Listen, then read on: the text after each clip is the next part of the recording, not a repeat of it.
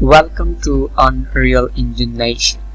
So in this first video we are going to take a look how you can install the Unreal Engine latest version in your machine. So first of all, go to Google Chrome and search for Epic Game Launcher on Google. So here is the first link. Here you can open up this link.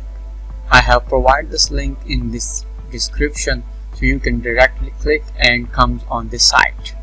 So here you can download the Epic Game Launcher for Windows and Mac OS as well.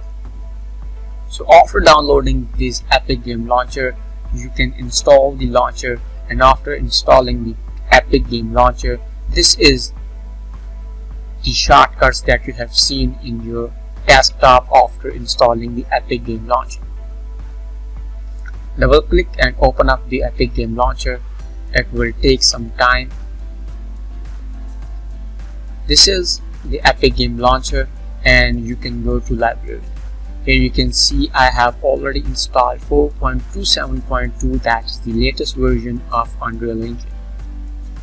So when you come to this library tab for the first time, it will automatically add this 4.27.2 in this state. When you come for the first time, it will show you 4.27.2 and the installed button is in the bottom. You just click on the install. It will also tell you where you want to install that. You can just choose a path, and after that you can click install. It will download almost 12 to 13 GB of data, and after that your Unreal Engine is installed.